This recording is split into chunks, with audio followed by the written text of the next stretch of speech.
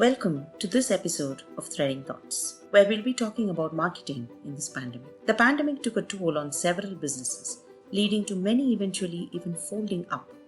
However, the pandemic redefined the rules by which we worked, how we sought healthcare, consumed services, and even the nature of the entertainment we chose. While businesses managed to adapt and survive and even thrive in a challenging environment, there are many unknowns out there, and a multitude of skills in each organization enables innovation and quick pivots.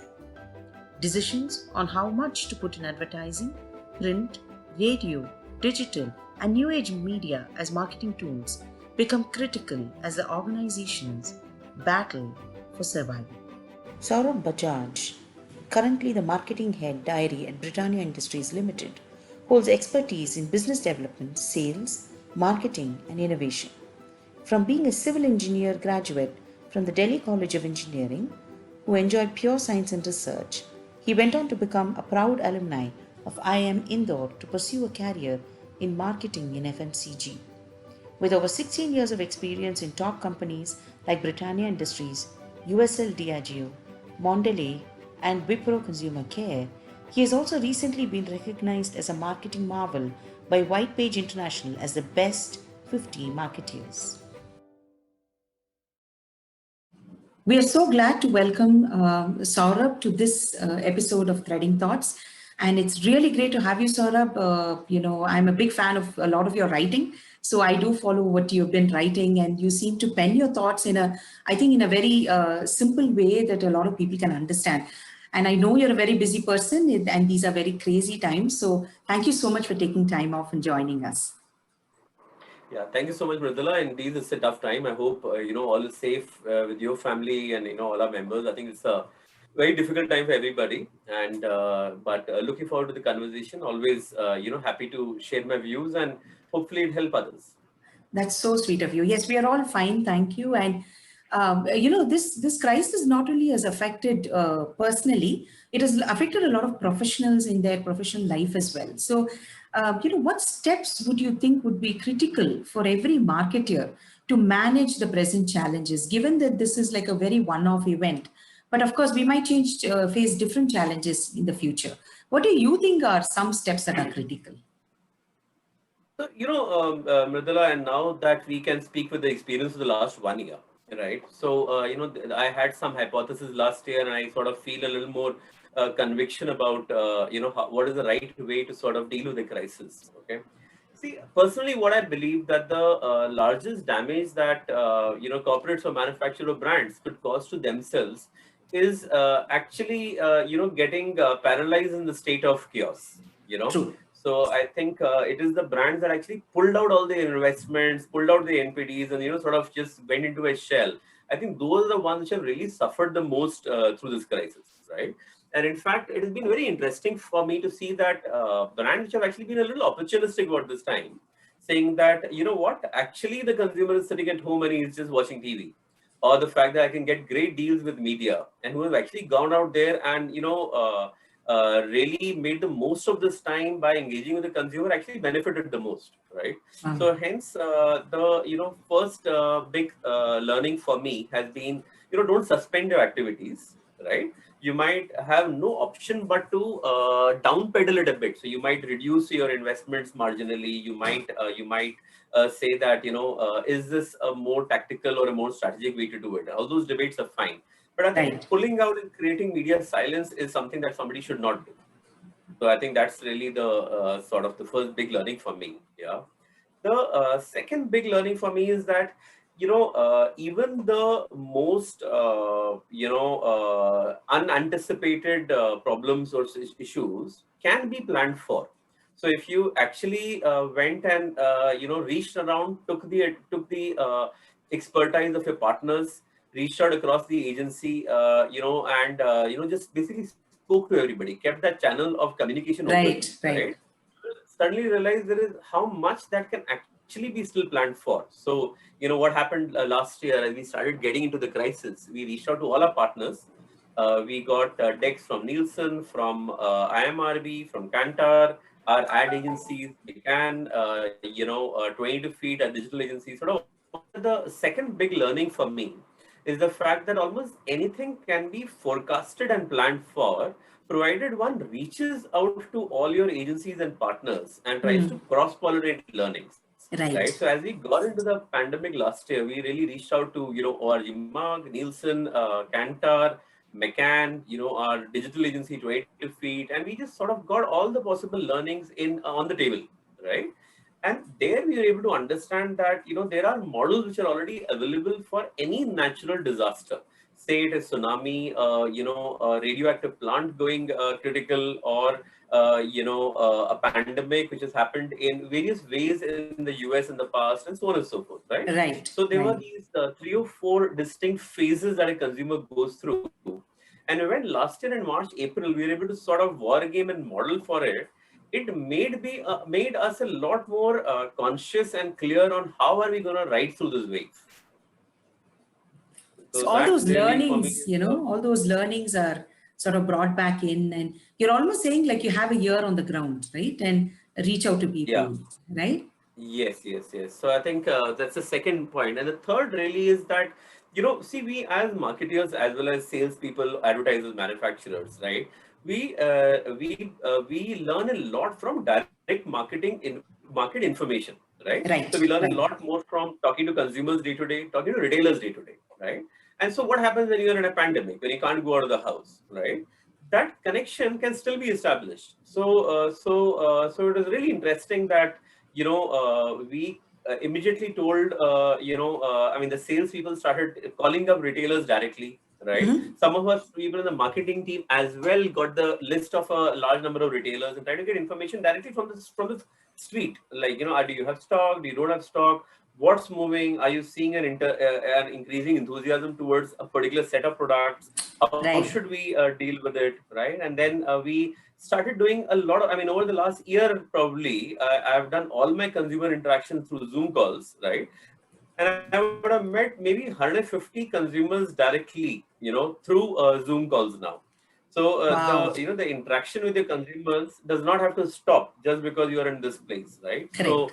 So hence the third big learning for me was maintain that connection with your consumers and your partners. Use technology as an enabler, but that remains at the heart of what a marketer is finally supposed to do. Which is very true, right? I mean, most of us, technology has helped us so much during this pandemic that today we are talking in completely two different cities on a very Right. interesting topic because of, thanks to technology or these connections. I'm sure that this can be leveraged across all, and it has been leveraged across all industries as well to keep their employees not only engaged, but also the consumers. So that's really interesting that, you decided to be a little more active on it rather than, get Zoom fatigue. So that's quite interesting. Sure. Yeah, so that's really around the learnings. You had anything, what else in your mind? Actually, yes, absolutely. Because I wanted to circle back to your first point that you made. You sort of said that, I think a natural reaction when you have an issue or some sort of a challenge is to go into the shell to protect yourself and your firm. Sort of against that grain of thought, you're telling that, you have to step out and come out of your comfort zone, take those risks. So, um, that's quite jarring because that's something that most people might not do, Yeah. right? So I think that keeping your spirits up and really constantly reminding yourself as an organization or as an individual that there is always an opportunity in every crisis, Right. right?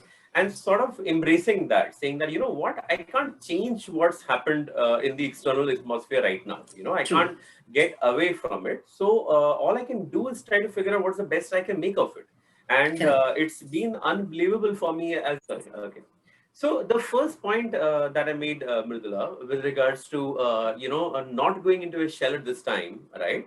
It Correct. matters the most if we are able to keep the positivity in our communication, both internally and externally, right? Only if you are able to convince yourself and the teams that you are with that there is an opportunity in every crisis. There is always Correct. a silver lining, no matter how dark a cloud is, right? And if you study the various companies and how they responded during the last 12 months, right? Actually, those companies which have managed to keep an even head about it, right, have actually got disproportionate benefit, right? And hence I Right. feel keeping that, uplifting tone within your communication, trying to keep everybody geared up and, with a compassionate angle to say that, we are with you. We want you to be safe. We want your families to be safe. Yeah. But this is a time for us to really engage with each other, think and solve, Mm. and not really, go into a shell or get into a cost cutting mindset. I think that's really critical.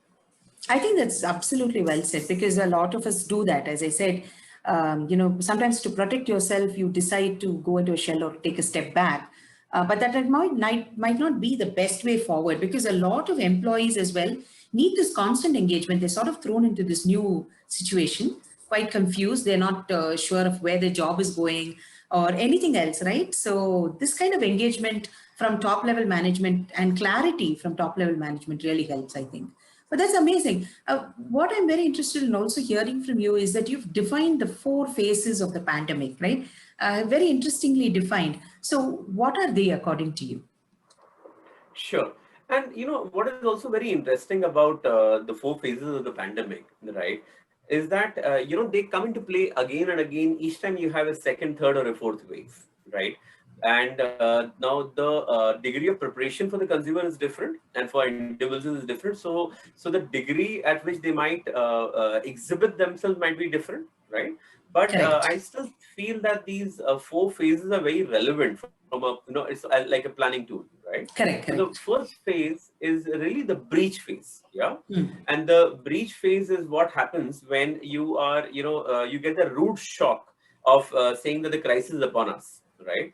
Now, if we see this year and if we see last year, right, both around the times of around December, January, we heard about, something is sprung up in China or something is sprung up in US, and there is this wave of infection which is flowing, and we always keep thinking, yeah, but I mean, we have immunity and everything's going to be fine Yeah. here, and so on and so forth, right?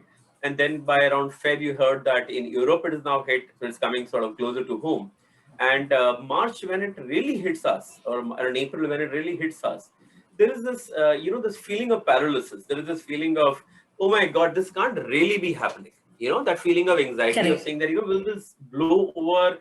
Do I really need to be so careful, or is it really happened? And then, when you have that, you have that clarion call by the, top officials in the government saying that, what now, it is hit us now, right? I think Exactly. it's that Exactly. moment where your heart stops for a second, and you're like, oh God, I have no option but to now sort of, deal with it. And I think that's really Correct. the breach phase. Yeah.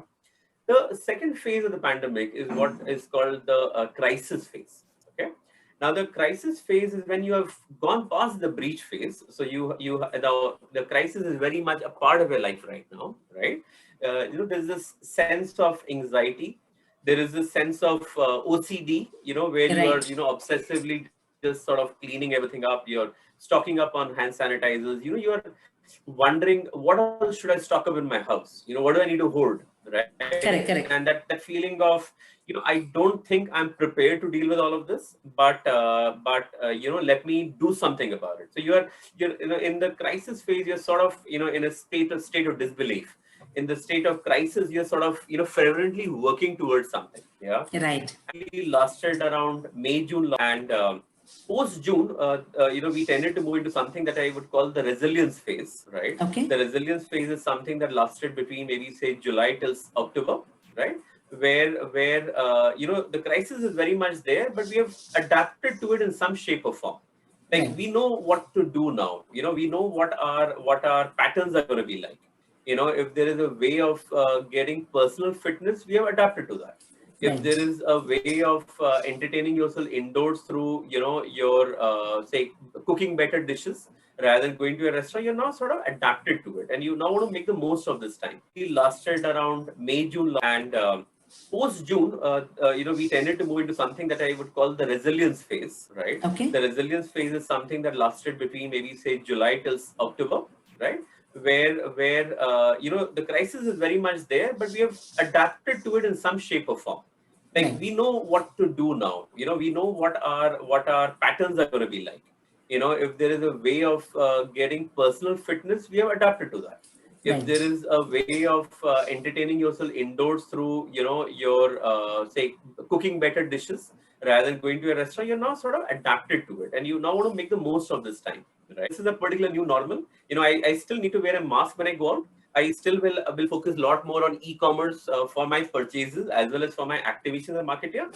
But does not feel very strange anymore. It feels like something that I'm supposed to get used to, and this Right. is supposed to be a way that I want to live my life, right? So hence I said that the crisis phase, rather the breach phase, the crisis phase, the resilience, and then the renewal. I would say that these are the four phases of a pandemic, and with each subsequent wave, it's almost like a new cycle starts, and you can then tailor communication messages accordingly.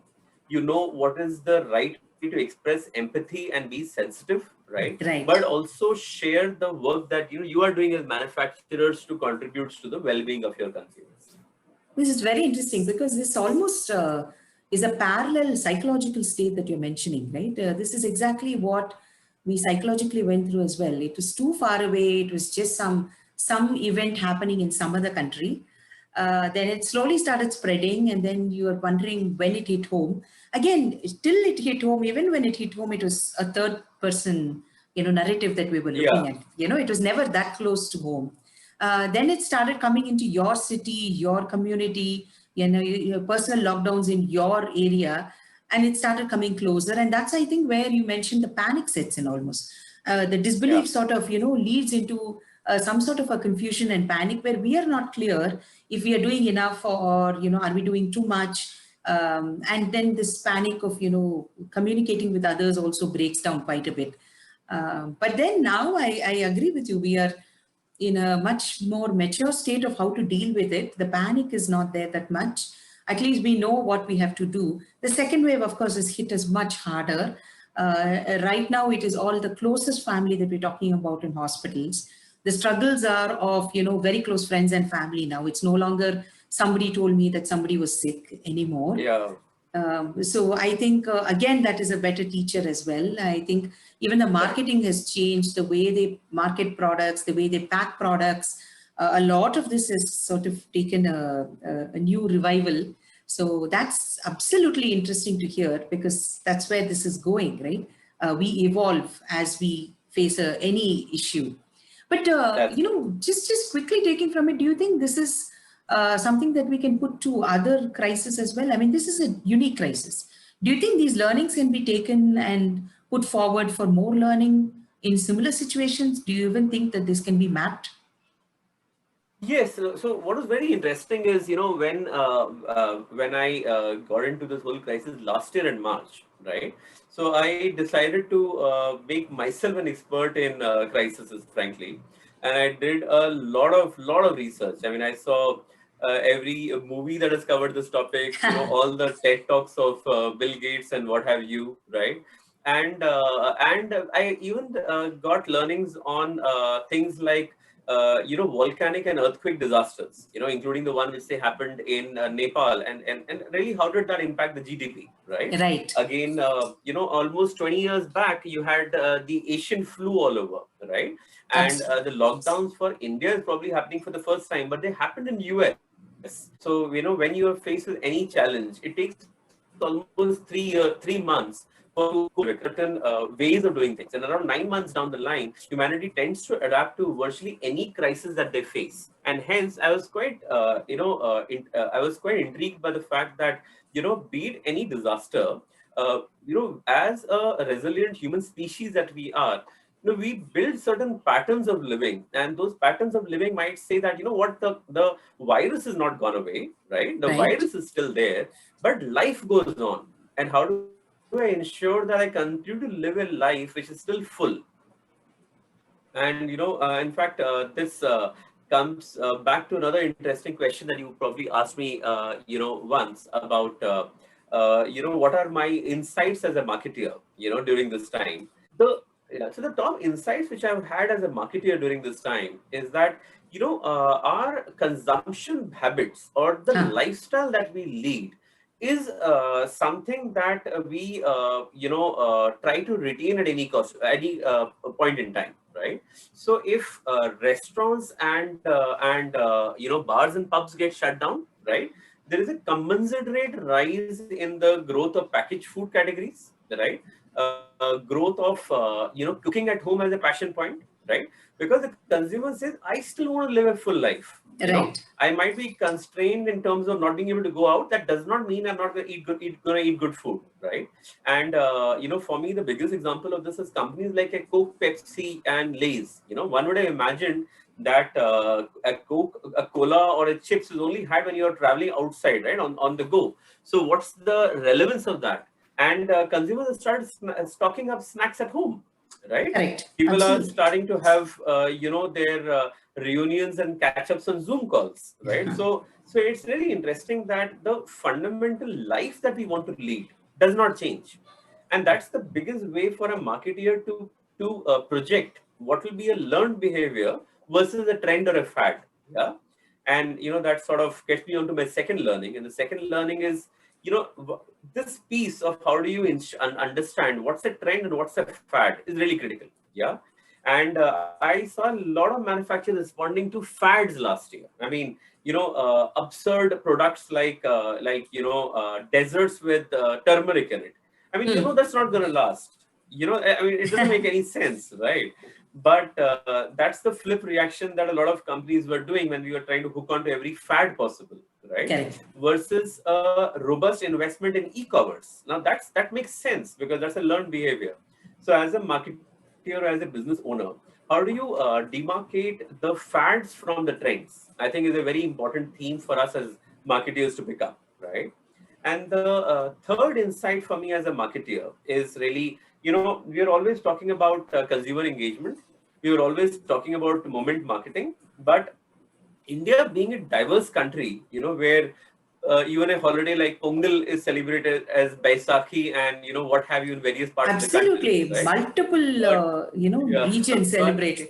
right. But yet the pandemic has actually given all of India a set of experiences which are similar.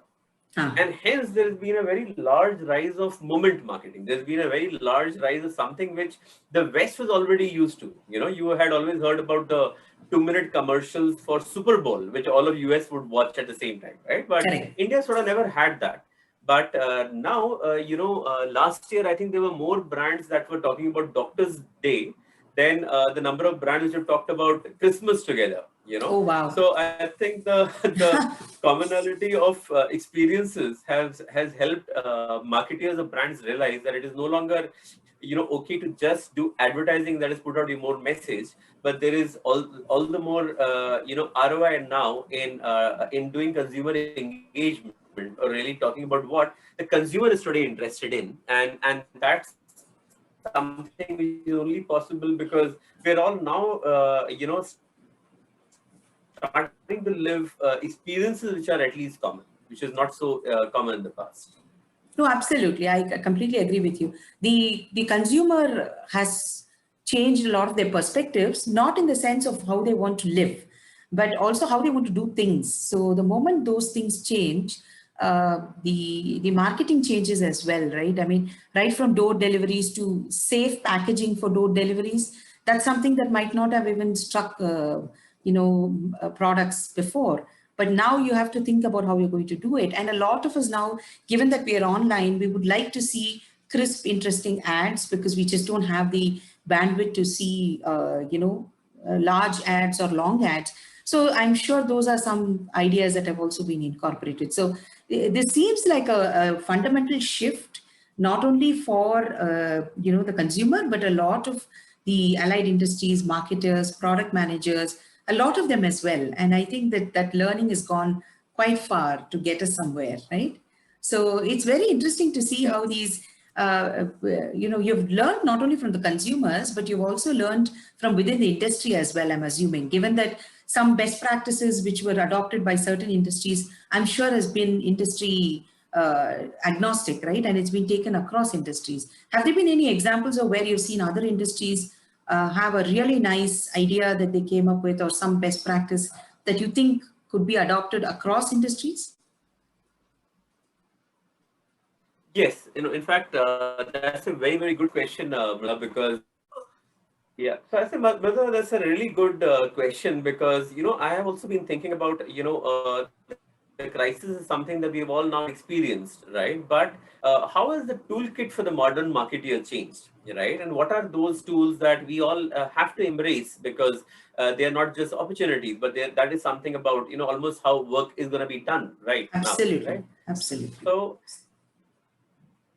I think the first big one for me is the blurring of lines between influencers and Bollywood celebs. Hmm. So you already always had influencers which will do some digital campaigns for you or some engagement, right? And then you had Bollywood celebrities which you would pay for your advertising or for your digital campaigns, right? Correct. But now with Bollywood releases not happening, real shoots not happening on the ground, suddenly those two ends have got blurred, right? And today you have a lot of Bollywood A-listers part of large big budget digital campaigns. Earlier digital campaigns were capped at a particular level. You will not spend XY more than XYZ amount, right? And if you are going to be spending more than a certain amount, it will be a on-ground advertisement. It won't be a Correct. digital campaign anymore. But I think that's one thing which has got blended and merged together. And I expect to see a lot more brands not just embracing digital, but also Bollywood A-listers being a part of those campaigns. So that's really, one way of thinking of activation and advertising which has changed. Yeah.